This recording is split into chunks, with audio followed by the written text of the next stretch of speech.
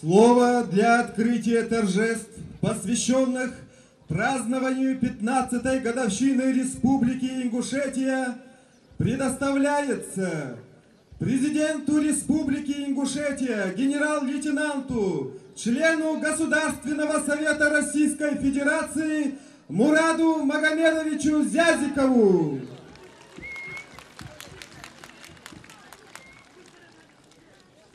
Дорогие соотечественники, уважаемые гости, Хамсыр Меххой, Хамсыр Вежери, Ежери, сердечно поздравляю всех со знаменательным событием 15-летием образования Республики Ингушетия.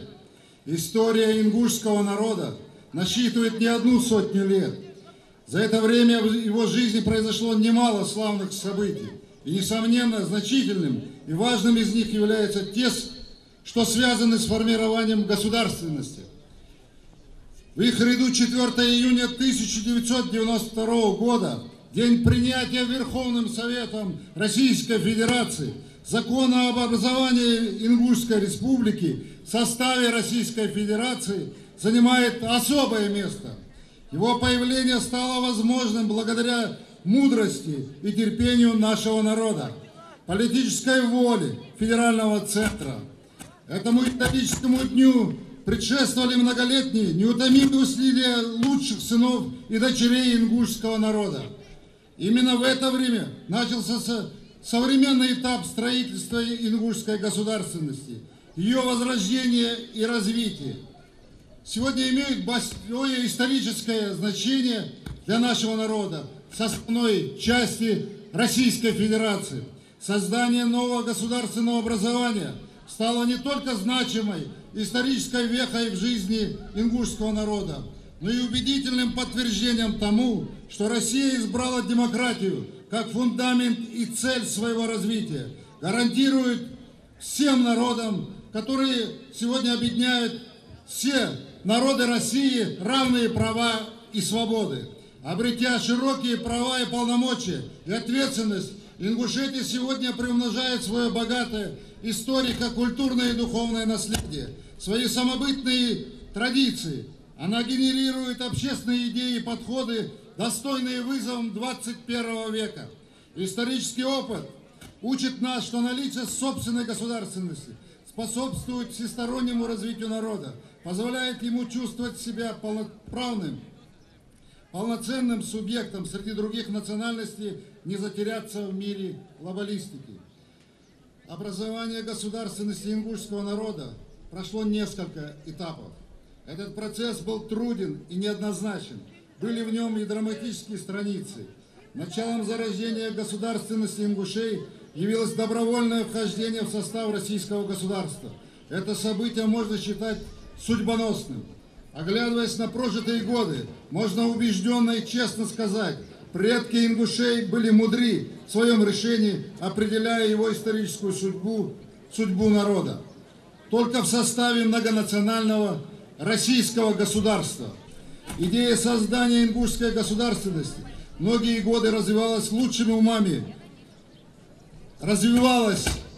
и велась лучшими умами наиболее образованных людей. Она толковалась как прогрессивная общенациональная идея. Первым государственным образованием ингушского народа стала Ингушская автономная область, созданная постановлением ЦИК СССР 7 июля 1924 года. Период существования автономии с 1924 по 1934 годы в истории Ингушетии знаменовались знаменательными достижениями в общественно-политическом, социально-экономическом и культурном развитии. Серьезным испытанием для ингушского народа явилась депортация в Казахстан и Среднюю Азию. В феврале 1944 года, в то время как тысячи его представителей сражались на фронтах Великой Отечественной войны, защищая родину от фашистских захватчиков. В результате сталинско-бериевского геноцида погибло более половины нашего народа. В своем развитии он был отброшен на десятки лет назад. Выжить физически, духовно было для нас в тот момент самой главной задачей. В тех нечеловеческих условиях ингуши смогли справиться с этим во многом благодаря бескорыстной помощи представителей советских народов, русских, казахов, киргизов, татар и представителей многих других народов. За 13 долгих лет пребывания на чужбине наш народ не пал духом, не растратил своих нравственных ценностей, сохранил язык, культуру, свои вековые обычаи и традиции. В феврале 1957 года Чечено-Ингушская ССР была восстановлена. Последним этапом трудного и тернистого пути ингушей к своей государственности явилось образование Республики Ингушетия в составе Российской Федерации. Становление Ингушетии проходило в период сложных общественно-политических преобразований на постсоветском пространстве. Практически республика создавалась на базе 3 аграрных районов с низким уровнем жизни, отсутствием развитой инфраструктуры, развалившейся экономикой. Ситуация существенно осложнялась наплывом большого числа беженцев и внутриперемещенных лиц из соседних республик Северного Кавказа. В отличие от других субъектов России, имеющих большой производственный потенциал, многолетний опыт государственного строительства, относительно стабильное социально-экономическое положение, мы должны были заложить заново прочную основу нашего будущего. Сегодня, пожалуй, самое важное, что удалось достичь за 15 лет, кардинально изменит отношение к республике и к народу. Все поняли, что с Ингушетией, с ее гражданами можно работать, им нужно доверять. Наладились хорошие деловые отношения с федеральным центром, с руководством Южного федерального округа, российскими регионами. Есть поддержка президента России, Федерального собрания правительства Российской Федерации. Позвольте мне выразить слова сердечной, искренней благодарности президенту Российской Федерации Владимиру Владимировичу Путину за искреннее, глубокое по смыслу поздравление в связи с 15-летием образованием Республики Ингушетия. Значительные динамичные преобразования, которые наблюдаются в республике в последние годы, свидетельствуют о правильности избранного пути и его перспективности. Они затронули практически все сферы. В республике активно ведется работа по реализации приоритетных национальных проектов. Интенсивно развивается строительная инфраструктура, вводится жилье и объекты социальной инфраструктуры. Большое внимание уделяется вопросам государственной поддержки материнства и детства, заботе о ветеранах и пожилых людях, подрастающим поколениям. Предметом нашего особого внимания является сфера образования, создание условий для творческого развития учащихся. Эти усилия дают свои положительные результаты. На протяжении последних лет школьники из Ингушетии становятся победителями во всех номинациях престижного международного форума «Одаренные дети», а спортсмены Ингушетии убедительно отстаивают на международных соревнованиях спортивную честь не только республику, но и Российской Федерации. Республика Ингушетия молодая не только как субъект Российской Федерации, но и по среднему возрасту ее жителей, который составляет 28,7 лет. Она занимает первое место по рождаемости в стране. Третье население – это дети. Поэтому создание необходимых условий для развития детей, охраны их здоровья – одна из самых главных задач. Открытие в текущем году Центра охраны материнства и детства, оснащенного самым современным оборудованием, важный шаг в реализации программы поддержки материнства и детства. Сила величия народа Ингушетии в его единстве. Веками на нашей земле жили и трудились бок о бок представители разных национальностей.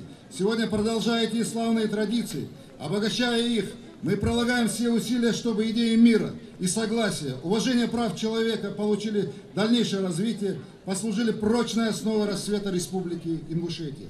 За сравнительно короткий период мы сумели создать такую модель государственности, когда в республике стало уютно жить и работать каждому ее гражданину, независимо от его национальной и конфессиональной принадлежности. Кто, веря в собственное благополучие, будущее своих детей, возвращается сегодня на свою малую родину, Ингушетию.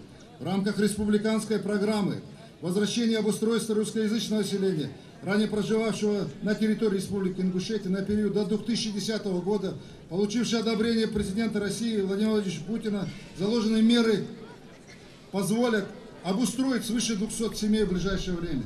Опыт Республики Ингушетия современного российского региона по решению важных гуманитарных проблем получил признание ведущих международных организаций, Организации Объединенных Наций, Парламентской Ассамблеи Совета Европы, Европарламента, Международного Красного Креста. Растут и расширяются его международные связи. среди наших партнеров, регионы, деловые круги, представители бизнес-сообществ Бельгии, Иордании, Германии, Италии, Китая, Белоруссии, Казахстана, Киргизстана и многих других стран. Ингушетия – член Ассамблеи Европейских регионов, что открывает перспективы для многостороннего международного сотрудничества, положительного влияния на повышение ее инвестиционного рейтинга. Таким образом, сегодня Ингушетия – это регион политической стабильности, экономического динамизма, инвестиционной привлекательности, межрегионального мира и согласия. Сделано немало, но впереди, скажем откровенно, еще больше работы. Она требует единства законодательной и исполнительной власти, государства и общества, конфессий и, главное, эффективной поддержки населения, доверия людей. Долг каждого из нас быть достойным гражданином страны и республики, своим трудом приумножать их богатство и могущество, эффективно продвигаться по пути социально-экономического и политического прогресса, международного признания. Дорогие соотечественники, хамсыр мягкой, хамсыр вежери, ежери, все мы жители Ингушетии, старшее и младшее поколение, трудимся над тем, чтобы республика в самые ближайшие годы стала по-настоящему благополучной, более успешной, удобной для жизни, и эту задачу мы обязательно решим. Решим вместе с вами. В этот знаменательный и праздничный день искренне желаю вам, вашим семьям здоровья, счастья, мира, благополучия и всего самого доброго. Спасибо за ваш добросовестный и самоотверженный труд во имя процветания нашей родной Ингушетии. Искренняя благодарность нашим гостям за то, что разделили с нами радость праздника, знаменательного для всех народов Северного Кавказа, нашей страны, народа Ингушетии. Торжества по случаю празднования 15-й годовщины восстановления государственности народа Республики Ингушетия объявляю открытыми.